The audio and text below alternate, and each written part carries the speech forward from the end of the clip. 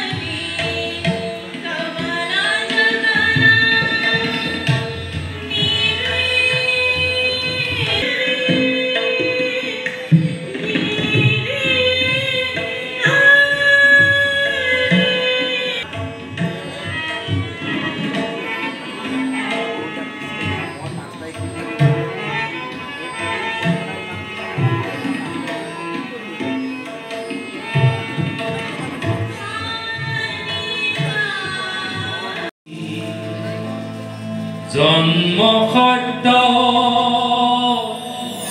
মৃত্যু সত্য চিৰযুগমীয়াউতি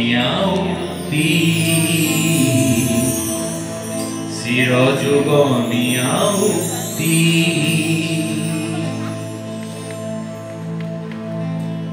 মই সেই বুলি আচলতে ভাবি ললো এখানে মৃত্যুকো মানে সংঘৰ্ষ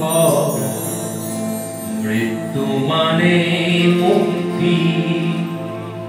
জন্ম সত্য মৃত্যু সত্য চিৰযুগমীয়াউতি চিৰযুগমীয়াউতি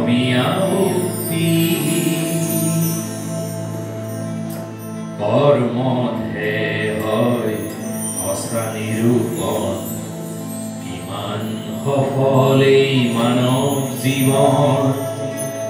কৰ্মহে হয় সঁচা নিৰূপণ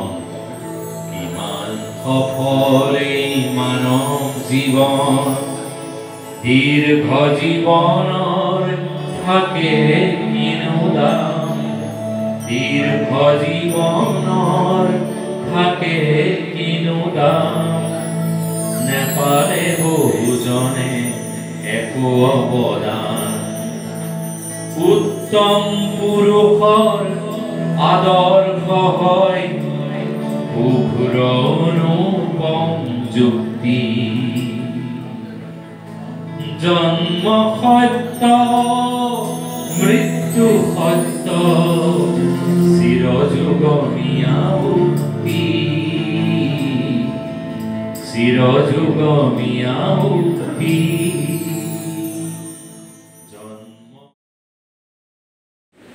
এইখানি মোৰ সৰু ভণ্টি আমি চাৰিজনী ছোৱালী তাই আমাৰ সৰু ক্ষমা কৰিব আৰু তাই আমাক সোনকালে এৰি থৈ গুচি গ'ল এইখানি মই এইখানি পিছত ৰৈ কথা ক'ব নোৱাৰোঁ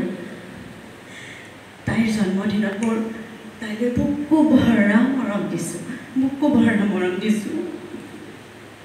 এইখানিৰ যিখিনি মানৱীয় গুণ আছিল আপোনালোক সকলোৱে জানে তাই ইমান সুন্দৰ সম্ভাষণ তাই ইমান সুন্দৰ সকলোৰে প্ৰতি মৰম ভক্তি শ্ৰদ্ধা বন্ধুত্বৰ ভাৱ ভাতৃত্ববোধ এই যে মানৱীয় গুণবোৰ এইখানিৰ স্বভাৱত এটা কৰি ফুটি উঠিছিল হয়নে নহয় আপোনালোকে চাগে নিজেই অনুভৱ কৰিছে আৰু তাই মানে কাক কেনেকৈ কিমান সন্মান দিব লাগে কিমান মৰম দিব লাগে তাই কিন্তু খুব সুন্দৰকৈ জানিছিল তাই এই বস্তুগত পৃথিৱীখনত আমি ইমান দৌৰি ফুৰিছোঁ কিবা এটা আজৰি আনিবলৈ কি আজৰি আনিবলৈ আমি দৌৰি ফুৰিছোঁ খুব ব্যস্ত আমি সকলো খুব ব্যস্ত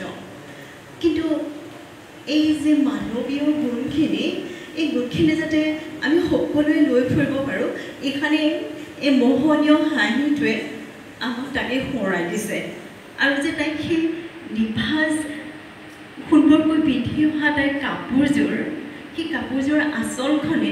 আমাক সোঁৱৰাই দিছে আপোনালোক সকলো ভালকৈ থাকিব আপোনালোক বিচাৰিছোঁ ইমান ধুনীয়া হাঁহিটো এই ধুনীয়াবোৰ দেখিয়েতো আমাৰ সকলো ক্ষেত্ৰতে ভাল লাগে পৃথিৱীখনত বহুত বেয়া হৈ গৈছে এতিয়া আমি ধুনীয়া বিচাৰি যাব লাগে প্ৰত্যেকটো কথাতে যদি আমি ধুনীয়া বিচাৰি ল'ব পাৰোঁ তেতিয়াহ'লে আমাৰ জীৱনো ধুনীয়া ধুনীয়া দেখাৰ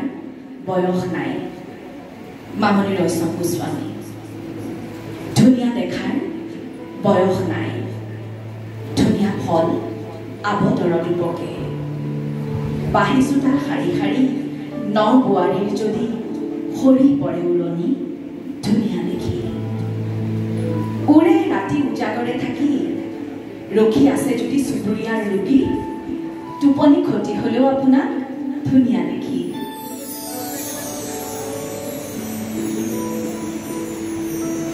বহু দূৰ বাট উৰিবাই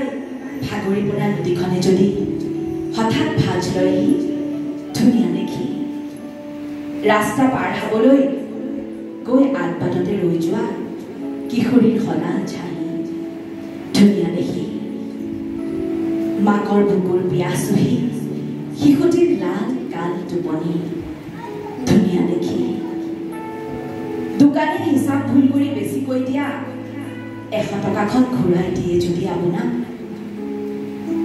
ধুনীয়া দেখি ঠিকনা ভুল কৰি অহা চিঠিখনক যদি আপুনি সঠিক বাট দেখুৱাই ধুনীয়া দেখি ধুনীয়া দেখাৰতো বয়স নাই ধুনীয়া ৰমৰাৱতীত কাৰোবাৰ মুদ্ৰা দুখো আপোনাৰ ভাল লাগি যাব পাৰে ধুনীয়া ৰমৰাৱতীত কাৰোবাৰ মুদ্ৰা দুখো আপোনাৰ ভাল লাগি যাব পাৰে